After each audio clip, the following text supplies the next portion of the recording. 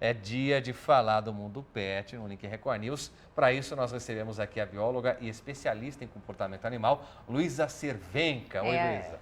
Olá. Olá, Luísa. O tema de hoje, infelizmente, é um pouco chatinho, meio triste, mas muito importante.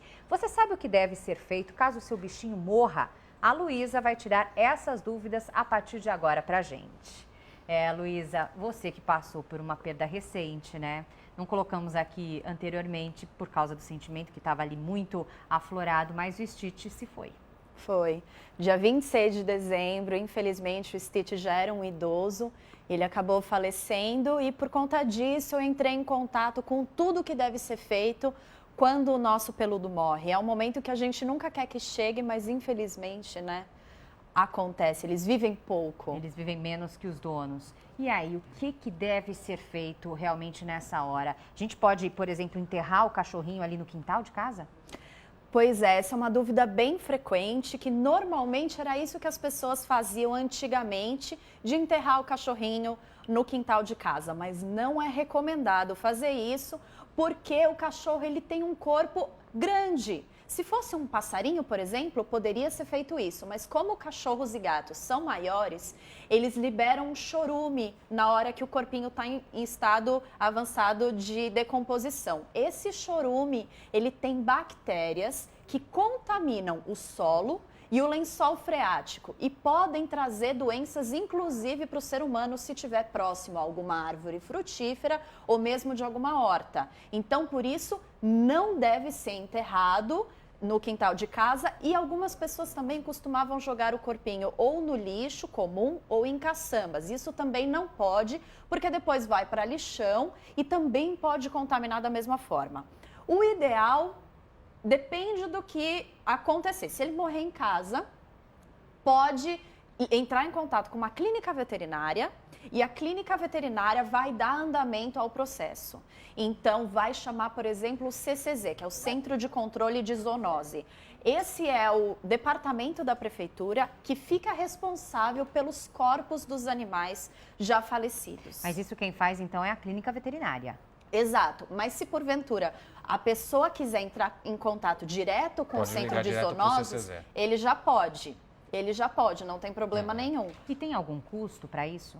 Não, não há nenhum custo. A única ressalva é que para fazer isso, o animal ele é levado junto com outros corpos de outros animais e são incinerados, que é feita a cremação coletiva. Então você não receberá as cinzas do animal.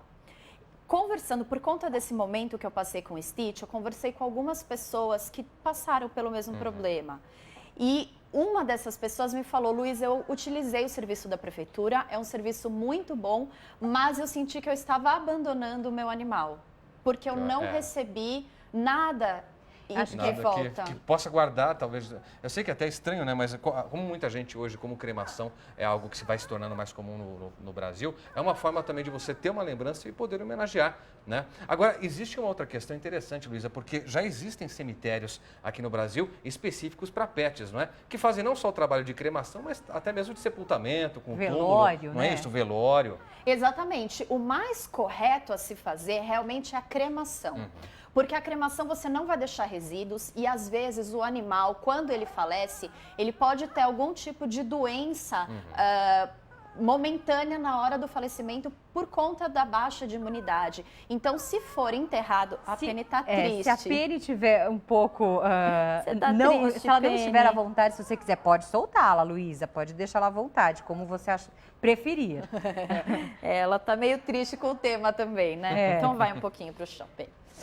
Então, o que acontece? Nos crematórios, eles têm toda a supervisão de um veterinário. Então, essa cremação é feita com a supervisão do veterinário e você recebe essas cinzas em uma urna e você pode escolher o que fazer com essas cinzas. Então, existem urnas que elas já são preparadas para serem plantadas e nascer uma árvore. Outras são específicas para serem jogadas no mar com as cinzas. Então, o proprietário ele tem mais chance de resolver o que fazer. E o mais importante de contratar esse crematório, existem vários crematórios hoje em dia.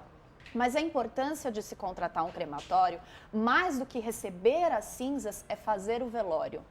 Eu tive a oportunidade de fazer o velório do Stitch. Pode parecer mórbido, mas é muito importante. Não só quando morre um animal, mas como a gente faz quando morre uma pessoa.